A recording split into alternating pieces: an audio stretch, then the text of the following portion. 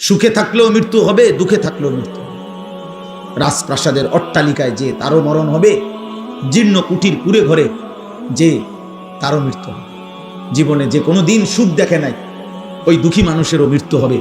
জীবনে যে কোনো দিন দুঃখ দেখে নাই ওই সুখী মানুষেরও মৃত্যু হবে। সেজদা দিতে দিতে কেউ আব্দুল কাদের জিলানি হলেও মৃত্যু হবে। আল্লাহর নাফরমানি করতে করতে ফেরাউন নমরুদ হয়ে গেলেও মৃত্যু হবে। এক চিরন্তন সত্য, এক চির বাস্তবতা, ওয়াজাআত সাকরাতুল মাউতি বিল হক। আল্লাহ বলছে, বান্দা সত্য সত্য মৃত্যুর যন্ত্রণা আসবে। যালিকা মা কুনতা মিনহু তাহিদ, যে মৃত্যু থেকে তুমি বারবার পলায়ন করেছিলে। প্রতিবার ঠান্ডা লাগছে, সর্দি হয়েছে, অসুস্থ হয়েছে, একটু থেকে একটু ব্যথা বেদনা হয়েছে, তুমি দৌড় দিয়া ডাক্তার দেখাইছো, ওষুধ খাইছো, আবার ভালো হয়ে গেছো। তুমি মনে করছো এই যে ভালো হয়ে গেলাম, মরলাম না, বাচ্চা গেলাম। আল্লাহ বলে, না বান্দা, ভুল বুঝছো। অসুস্থতা বারবার আসে, মৃত্যু বারবার আসে না। মরণ একবারই আসে, সে আর ফিরায় দেন। মাথা ব্যথা, পেট ব্যথা বারবার হইতে পারে, সেটা আবার চলেও যাইতে পারে। তো মরণ বারবার আসে না, আর মরণ কাউকে ফেরত দেয়। কাজে তুমি মরণ আর জ্বর, মাথা ব্যথারে এক মনে করো না। তুমি মৃত্যু আর পেটের অসুখরে এক কথা মনে করো না বান্দা। তুমি এক ভেবো না, বরং সত্য সত্যই মৃত্যু আসবে, মৃত্যুর যন্ত্রণা। এই জন্য প্রিয় ভাই আমার, বাপ আমার, আমি অনুরোধ করছি, মূল ফিকির ওয়াজের আত-তারগীব ওয়াত তারহিব, একটি মাহফিল যত বড় আয়োজনই হোক, এর মূল উদ্দেশ্য এই দুইটা, আত-তারগীব ওয়াত তারহিব। অর্থ হইল জান্নাতের আগ্রহ তৈরি করা, জাহান্নামের ভয় তৈরি করা। আল্লাহ কোরআনে বলেন, ওয়া আনজালনা ফিহা আয়াতিন বাইয়িনাত লাআল্লাকুম তাযাক্কারুন। আমি কোরআনের আয়াতগুলো আমি আল্লাহ নাজিল করেছি, কেন? লাআল্লাকুম তাযাক্কারুন, যেন তোমরা উপদেশ গ্রহণ করতে পারো। আল্লাহ কোরআনে বলেন, ইয়াইযুকুম লাআল্লাকুম তাযাক্কারুন। আমি আল্লাহ নিজে তোমাদেরকে ওয়াজ করছি, কেন? লাআল্লাকুম তাযাক্কারুন, যেন তোমরা উপদেশ গ্রহণ করতে পারো। আল্লাহ তাআলা মূসা নবীকে বলছে, মূসা, এই নিকৃষ্ট কাফের ফেরাউন, তার কাছেও কালেমার দাওয়াত নিয়ে যাও, ঈমানের দাওয়াত দাও। কেন? আল্লাহ নিজে বলছে, লাআল্লাহু ইয়াতাযাক্কারু আও ইয়াখশা, হয়তো সে উপদেশ গ্রহণ করবে অথবা আমি আল্লাহকে ভয় করব। এক কাফেরের কাছে, মুশরিক, নিকৃষ্ট কাফের, যে আল্লাহ দাবি, খোদা দাবি করছে নিজেকে, এমন খোদা দাবিদার, তার কাছে পর্যন্ত আল্লাহর কথা পেশ করার মাকসাদ আল্লাহ নিজে বলছে যে সে যেন উপদেশ গ্রহণ করে অথবা আল্লাহকে ভয় করে। তাহলে আমাদের কাছে উদ্দেশ্য কি? তাই আমাদের কাছে উদ্দেশ্য কি? একটা প্রদর্শন, এটা দেখাই দিলাম আমরাও পারি, এটাই মাকসাদ। কথা বলেন না? লোক হইছে, একটা মাহফিলের পরে এতটুকুই শুধু আলোচনা হইল যে লোক হইছে। হ্যাঁ, তো লোক হইছে, তো এখন মাশাআল্লাহ অনেক লোক হইছে, তারপরে এরপরে কি হইছে? লোক হইছে, বুঝলাম, ধরে নিলাম, তো এখন কি? সকাল থেকে কি বেটা লোক হইছে, আর এখন আপনার অর্থাৎ যারা আয়োজন করছে তা করে আগামীকাল লোকজনে মাথা তালগি দিয়ে লই আসবো, ঠিক না? লোক হইছে না? তো এটা কি বলেন? তাইলে বিষয়টা এটা না। লোক কম না বেশি? আমি 4 জন মানুষের সামনে বয়ান করছি, 3 ঘন্টা, 70 জন মানুষ গুণা, 50 জন মানুষ, 20 জন মানুষের সামনে 4 ঘন্টাও বয়ান করছি একটা সময়, সেই আরো 10 বছর আগে, 15 বছর আগে। তাইলে দোস্ত, এটা কোনো খোদার কসম কোনো বিষয় না, এটা নিয়ে কোনো পেরেশানি হওয়ার কিছু নাই। যুবক ভাই, আল্লাহর দোহাই তোমাদের কাছে অনুরোধ, প্রিয় ভাই, তোমরা এই খ্যাতি কিংবা জনপ্রিয়তার জন্য কারো পিছনে দৌড়ায়ও না। তোমরা অনেক ছেলে মাশাআল্লাহ আসছো, দোস্ত আমার, একজন বক্তা দেখতে আসছো, ঠিক তো, কিন্তু যারা আজকে এশার নামাজ পড়লা না, মাগরিবের নামাজ পড়লা না, বন্ধু আমার, আমারে দেখা তোমাদের কি হবে? আমি আসছি তো, দেখছো তো, এখন বেনামাজি, তুমি এখন চলে যাও, এখন আব্বা চলে যাও, তুমি বেনামাজি তো নিকৃষ্ট, যার কপালে সেজদা নাই, তো এ আসমানের নিচে জমিনের উপরে সর্বশ্রেষ্ঠ গাদ্দার। এই সৃষ্টির সবচেয়ে নিকৃষ্ট অসভ্য বেয়াদব, যার কপালে সেজদা নেই। ও রাজিম, ও রাজিম, ও এই পরিমাণ বিতাড়িত, যাকে পাথর মেরে মেরে বিতাড়িত করা উচিত তাকে বলে রাজিম। এজন্য যেদিন সেজদা দেয় নাই সেদিন আল্লাহ বলছে, ইবলিস ফাখরুজ ফাইন্নাকা রাজিম, বের হবে ঈমান, ফাইন্নাকা রাজিম। আল্লাহ বলছে, ইবলিস আজকের থেকে তুমি অভিশপ্ত, আজকে তুমি মাতরুদ, বিতাড়িত। আর আরবিতে রাজিম বলা হয় ওই ব্যক্তিকে যাকে মূলত পাথর মেরে মেরে তাড়ায় দেওয়া উচিত। রজম, রজম। এই জন্য বিবাহিত পুরুষ এবং বিবাহিত মহিলা যদি জিনা করে, ইসলামী শরীয়তের শাস্তি হলো রজম, মানে পাথর মেরে মেরে হত্যা করা। এই শয়তানের জন্য আল্লাহ এই শব্দ ব্যবহার করছে, রাজিম। আউযু বিল্লাহি মিনাশ শাইতানির রাজিম। আর এটা আল্লাহ ওই দিন বলছে যেদিন সেজদা দেন। খোদার কসম, এটা কোরআন শরীফের আয়াত। এই জন্য বেনামাজি যাদের কপালে সেজদা নাই, তুমি এই সমাজের এতটা ঘৃণিত ব্যক্তি যে তোমার পাথর মারতে মারতে তাড়াই দেওয়া উচিত।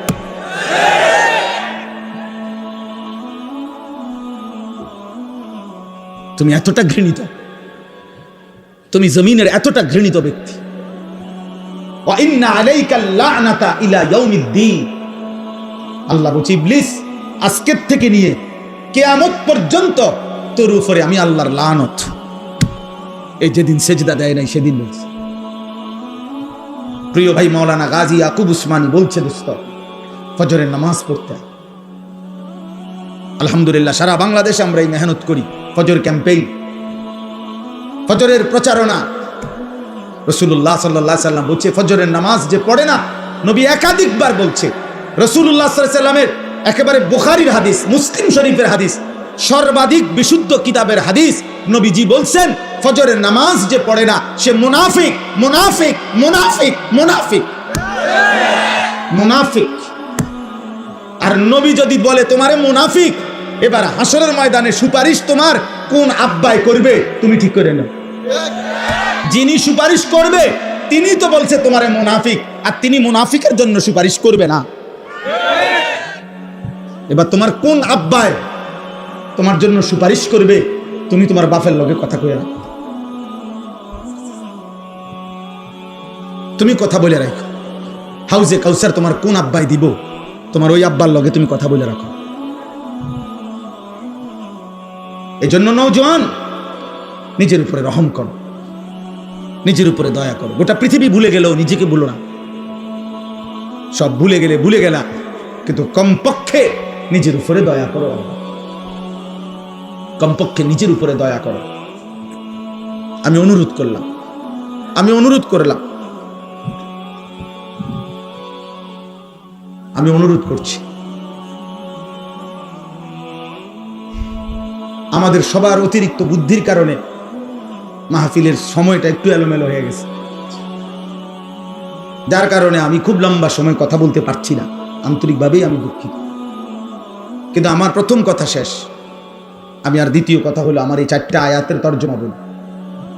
কিন্তু আমি সমস্ত ছেলে তোমাদেরকে বলি, বাপ আমার হাত জোড় করে অনুরোধ, তোমরা যারা এশার নামাজ সারাদিনে এক ওয়াক্ত নামাজ পড়ো না, একটা সেজদা দাও নাই, তুমি দয়া করে চলে গেলে ভালো ছিল। তুমি আল্লাহর দুশমন, তুমি রাসূলুল্লাহ সাল্লাল্লাহু আলাইহি সাল্লামের দুশমন, তুমি নবীর 23 বছরের কলিজা ছেঁড়া তায়েফের রক্তের দুশমন। তুমি নবীর তায়েফের রক্ত তোমার কলিজা গলাইতে পারে নাই। 14 দিন যে নবী পেটে পাথর বাঁধছিলেন ক্ষুধার কষ্টে, সেই পাথর বাঁধা ক্ষুধার কষ্ট তোমার দিল গলাইতে পারে নাই। তায়েফের দান দান শহীদ করা রক্ত তোমার মন নরম করতে পারে নাই। তোমার মতো গাদ্দার ছোটখাটো গাদ্দার না।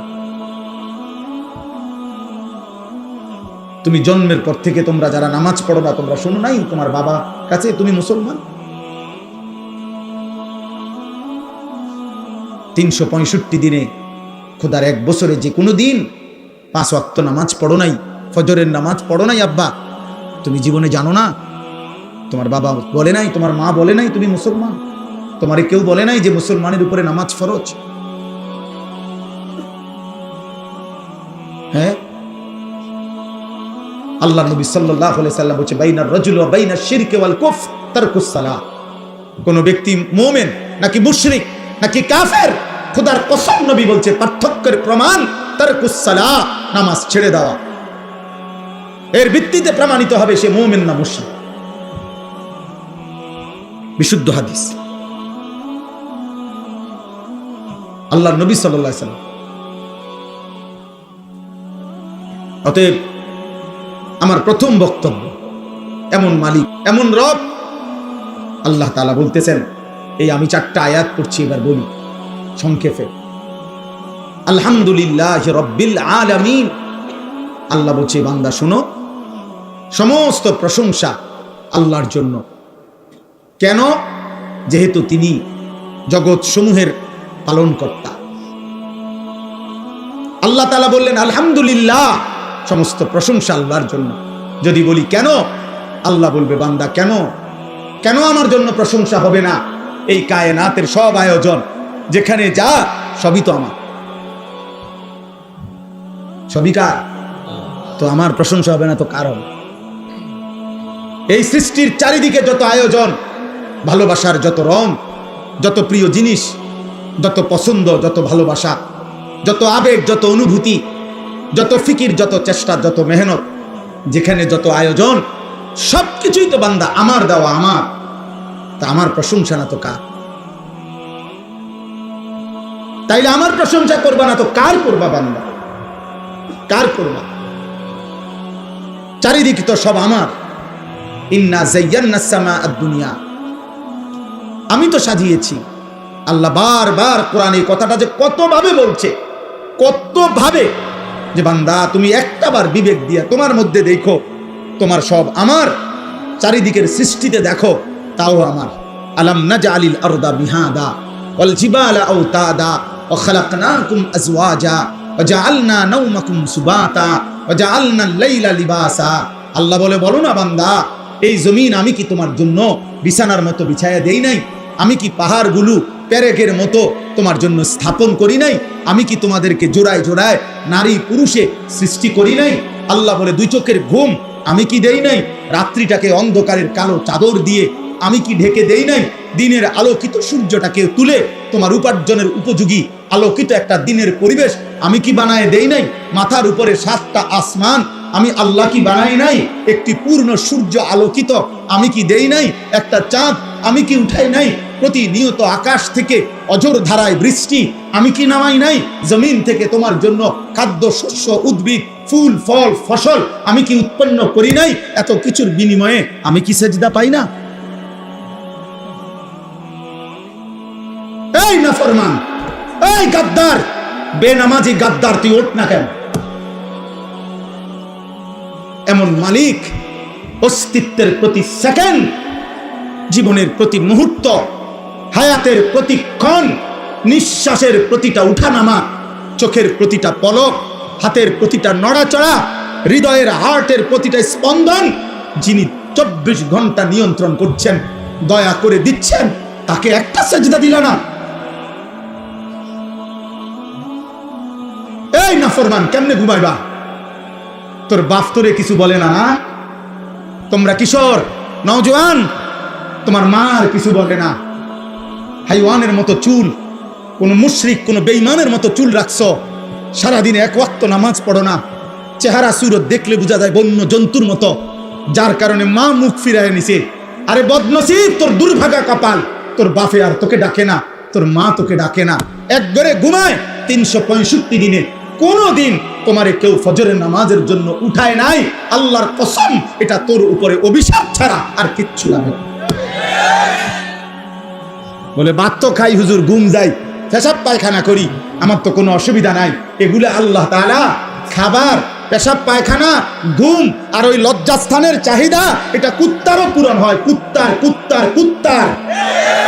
কুত্তাও খায়, কুত্তাও ঘুমায়, কুত্তাও পেশাব পায়খানা করে, কুত্তারও লজ্জাস্থানের চাহিদা পূরণ হয়, নয়তো কুকুরের বাচ্চা হয় কেন? কি ভাবছো আব্বা? দিন রাত মোবাইলে কি দেখো? নারী, নর্তকী, জিনা, ব্যভিচার, উলঙ্গ দৃশ্য, কোনো বেহায়া নারীর ছবি কেন দেখো? লজ্জাস্থানের চাহিদা তোমার, লজ্জাস্থানের শাহওয়াত। আমি যদি আমার এতগুলো মুরব্বীরে বাদ দিয়া শুধু আপনাদের কাছে মাফ চাইয়া বলি, যুবক ভাই তোদের কাছে, তোরা পেশাবের রাস্তার কাছে হেরে গেলি। তাহলে তোর জীবন শুধু এই পেশাবের রাস্তার লাগা? কাপুরুষ। আর একটা মানুষের সৃষ্টি, এই মাথা, এই চোখ, এই চুল, এই চেহারা, এই হাত, এই নাক, এই দিল, এই দিমাগ, এই আসমান ও জমিন, এত কিছু দিয়ে আল্লাহ তাআলা সাজিয়েছেন শুধুমাত্র এই যৌন চাহিদার জন্য, এক নারীর জন্য।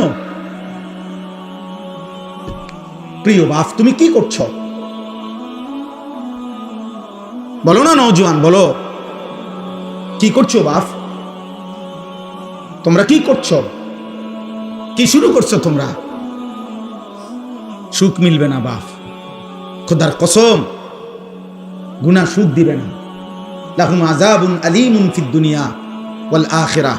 কোরআন শরীফের সূরা নূরে 18 নম্বর পারায় স্পষ্ট আছে, আল্লাহ বলে, যে সমাজ মুমিনদের, যাদের দ্বারা অশ্লীলতা, বেহায়াপনা, ফাহেশা, নারী পুরুষের অবাধ মেলামেশা, জিনা ব্যভিচারের অবাধ পরিবেশ, চরিত্রহীনতার অবাধ পরিবেশ চালু হয়, খোদার কসম আল্লাহ বলছে, আমি তাদেরকে দুনিয়াতেও কঠিন আযাব দেব, আখিরাতেও কঠিন আযাব দেব। লাহুম আযাবুন আলীমুন ফিদ দুনিয়া ওয়াল আখিরাহ। ফিদ দুনিয়া, ফিদ দুনিয়া মানে দুনিয়া, দুনিয়া যে দুনিয়া এটা বুঝেননি? দুনিয়া শব্দের অর্থ দুনিয়া কদ্দুর বুঝছেননি? অতএব আমার দাদার বয়সীরা, তোমার, ওরা হয়তো তোমার আগে কবরে চলে যাবে, তোমার বাবার বয়সী কবরে চলে যাবে, কিন্তু তোমরা 14, 16, 18, 20, 22 বছরের ছেলে, যে পরিমাণ তোমরা যা করছো, তোমাদের আগামী ভবিষ্যৎ তোমরা মুসিবতে ফেলে দিবে। যদি কোনো দিন দেখো তোমার বোনও চরিত্রহীন, তোমার মেয়েও চরিত্রহীন, তোমার স্ত্রীও চরিত্রহীন, তখন বাঁচবা কেমনে বাপ? পরের নারীর কাছ থেকে, পরের মেয়ের কাছ থেকে তুমি যা চাও, তোমার মেয়ের কাছ থেকে যদি ভবিষ্যতে অন্য কেউ এটা চায়, ওই ঘরের বোন থেকে তুমি যা চাচ্ছ হারাম সম্পর্কের মাধ্যমে, তোমার আপন বোন থেকে যদি সেটা কেউ চায়, কথা বলে না, তুমি সেটা মেনে নিবে তো? তোমার ইজ্জত এটা মেনে নিবে তো? তোমার আত্মসম্মান এটা মেনে নিবে তো? আল্লাহ নবী সাল্লাল্লাহু আলাইহি সাল্লাম এক যুবককে এই কথাটাই বলছে, নবীজির হাদিস। ওই যুবক জিনা করতে চেয়েছিল, নবীজির কাছে অনুমতি চাইছিল, ইযান লি বিজিনা, বলছে ইয়া রাসূলুল্লাহ, আমি জিনার অনুমতি চাই। আল্লাহ নবী সাল্লাল্লাহু আলাইহি সাল্লাম তাকে 5টা প্রশ্ন করছেন ওই যুবককে। এই কিতাব আমার গাড়িতেও আছে, আরবি কিতাব। ওই যুবককে নবী বললেন, আমি তোমার কাছে জানতে চাই, আফা তুহিব্বুহু লি উম্মিক ওয়া ইবনাতিক ওয়া উখতিক ওয়া আম্মাতিক ওয়া খালাতিক। আমি সংক্ষেপে বললাম। নবীজি বললেন, যুবক তুমি কি চাও তোমার মায়ের সাথে কেউ জিনা করুক? যুবক বলছে, লা ইয়া রাসূলুল্লাহ, না। তোমার মেয়ের সাথে না, তোমার বোনের সাথে না, তোমার ফুফুর সাথে না, তোমার খালার সাথে না। আল্লাহ নবী বললেন, ওয়ালান নাসু লা ইউহিব্বুনাহু লিউম্মাহাতিহিম ওয়া বানাতিহিম ওয়া আখাওয়াতিহিম ওয়া আম্মাতিহিম ওয়া খালাতিহিম। তাহলে যুবক মনে রেখো, কোনো মানুষও চায় না তার মায়ের সাথে কেউ জিনা করুক, তার মেয়ের সাথে কেউ জিনা করুক, তার বোনের সাথে কেউ জিনা করুক, তার ফুফুর সাথে কেউ জিনা করুক, তার খালার সাথে জিনা করুক। তুমি যা চাও না অন্যরাও তা চায় না, তাহলে তুমি কিভাবে করবা? ওই যুবক তখন চোখের পানি ফেলে বলছে, ইয়া রাসূলুল্লাহ, আমি কসম করে তওবা করলাম, এমন নাফরমানি আমি আর কোনোদিন করব না। আল্লাহ নবী তখন কাছে টেনে তার বুকে হাত দিয়া ওই যুবকের জন্য নবী 3টা দোয়া করছে। আজকে কিশোর যুবক, তোমরাও যদি কেউ নিয়ত করো যে হারাম ছবি, হারাম নারী, হারাম দৃশ্য, হারাম বিবাহ বহির্ভূত কোনো মেয়ের সাথে কোনো সম্পর্ক করবা না, অশ্লীলতার বেহায়াপনা করবা না, তো আমি ইনশাআল্লাহ এই দোয়া তোমাদের জন্য করব।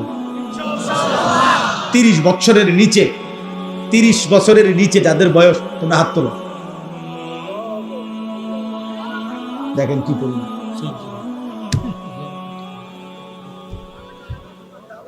আয় কারীম, আল্লাহ তোমাদেরকে কবুল করেন। তো নবী সাল্লাল্লাহু আলাইহি সাল্লাম ওই যুবকের জন্য 3টা দোয়া করছেন। আল্লাহুম্মা গফির যামবাহু, আল্লাহ এই যুবকের গুনাহ মাফ করে দেন, আল্লাহ আমার এই নওজওয়ানদের গুনাহ মাফ করে দেন। ওয়া তাহির কলবাহু, নবীজি ওই যুবকের জন্য দোয়া করছেন, আল্লাহ আপনি তার দিল পবিত্র করে দেন, আয় করিম আপনি আমার এই সন্তানদের দিলও পবিত্র করে দেন। ওয়া হাসিন ফারজাহু, নবী 3য় দোয়া করছেন, আল্লাহ এই যুবকের লজ্জাস্থানকেও পবিত্র করে দেন। আমি যে যুবক দোয়া করি, আল্লাহ আমার এই নওজওয়ানদের লজ্জাস্থানকেও পবিত্র রাখেন, আল্লাহ কবুল করেন। আমার ভাই আলহামদুলিল্লাহ, আল্লাহ বলছেন বান্দা প্রশংসা আমার। চারিদিকের যে কোনো আয়োজন, তুমি যেখানেই তাকাবা আমার কথা যেন তোমার মনে পড়ে যে আমার রব দিয়েছেন। जिधर देखता हो तू ही तो, হাজার মে সাজার মে তেরে রঙ্গ বু হে। গাছে দেখো, পাথরে দেখো, যেদিকেই দেখো আউলিয়া কেরাম বুজুর্গানে দিন বলতেন, আল্লাহ আপনারই রং দেখি, আপনারই গ্রাম শুনি, আপনারই কুদরত দেখি। মাওলা সব কার? আল্লাহ, সব আল্লাহ। আলহামদুলিল্লাহ রব্বিল আলামিন। আল্লাহ বলেন আমি শুধু সৃষ্টিকর্তা না, আমি রব। আল্লাহ শুধু সৃষ্টিকর্তা না, রব। রব রব মানে কি? পালন কর্তা। পালন কর্তা মানে কি? তাফসীরের মধ্যে আছে তাবলীগুশ শাইই ইলা কামালিহি শাইআন ফাশাইআন।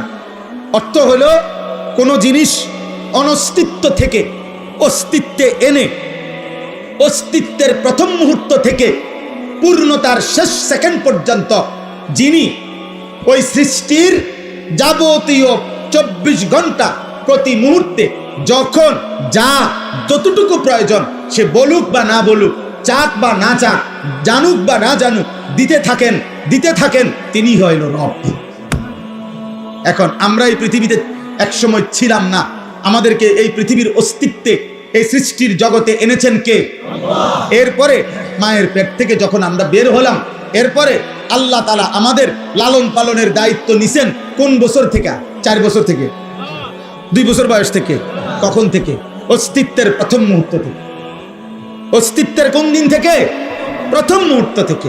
প্রথম মুহূর্ত থেকে, জন্ম থেকেও না, তারও আগ। মায়ের পেটে দায়িত্ব ছিল কার? মায়ের পেটের আগে বাবার বীর্যে যখন ছিল তখন দায়িত্ব ছিল কার? মায়ের জরায়ুতে পৌঁছাইছেন তখন দায়িত্ব ছিল কার? 9 মাস ধীরে ধীরে নিজের হাতে সৃষ্টি করেছেন তখন দায়িত্ব ছিল কার? মাটির অস্তিত্বের মধ্যে আমরা ছিলাম, মাটি থেকে আমাদেরকে সৃষ্টি করেছে, তো মাটির অস্তিত্বে আমাদেরকে সংরক্ষণ করেছেন, তখন দায়িত্ব ছিল কার? আল্লাহর। আল্লাহর। আল্লাহ বলেন আমি প্রতি সেকেন্ড প্রতি মুহূর্তে আমি আল্লাহ লালন করছি, পালন করছি, এজন্য আমি রব। তুমি বান্দা জানো না কখন তোমার কি লাগবে। রোদ, বৃষ্টি, আলো, বাতাস, রাত, দিন, সকাল, দুপুর, ঠান্ডা, গরম, সুস্থতা, স্বাস্থ্য, যৌবন, শিশু, বৃদ্ধ, হাসি, কান্না, আনন্দ, বেদনা, আহার, নিদ্রা, সব আমি দিছি, সব সব সব সব সব। অতএব এত কিছুর বিনিময়ে যদি আমি আল্লাহ আমার নামটা তোমার জবানে না শুনি, আমার সেজদাটা যদি আমি না পাই, এর চাইতে বড় অকৃতজ্ঞতা, এর চাইতে বড় সীমা লঙ্ঘন, এর চাইতে বড় গাদ্দারি আর কি হইতো? বলো না বাপ, এর চাইতে বড় গাদ্দারি আর কি হতে পারে? অতএব দয়া করে আমি এই প্রথম অনুরোধ করলাম, আমাদের প্রত্যেকের জবানে কৃতজ্ঞতার এই 2 জিনিস। 1 নাম্বার হলো জবানে আলহামদুলিল্লাহ, আর 2 নাম্বার সারা দেহে সেজদা মানে নামাজ। এটা কৃতজ্ঞতার সর্বশ্রেষ্ঠ মাধ্যম। 1 নাম্বার হলো আলহামদুলিল্লাহ। 1 নাম্বার কি? জবানে বলা। জবানে আমাদের প্রতি মুহূর্তে বারবার এই জবানে বলা উচিত আলহামদুলিল্লাহ। যখনই আমাদের জীবনের যেই কোনো প্রয়োজন পূরণ হয় তখনই আমাদের বলা উচিত আলহামদুলিল্লাহ। আলহামদুলিল্লাহ। প্রতিবার খাবারের পরে বলা উচিত আলহামদুলিল্লাহ। প্রতিবার ঘুম থেকে জেগে বলা উচিত আলহামদুলিল্লাহ। প্রতিবার বাথরুমের প্রয়োজন সেরে বের হয়ে বলা উচিত আলহামদুলিল্লাহ। অর্থাৎ রবের প্রশংসা, রবের প্রশংসা। আল্লাহ আপনি দিছেন, আপনি দিছেন, আপনি দিছেন, আপনার শুকর, আপনার শুকর, আপনার শুকর।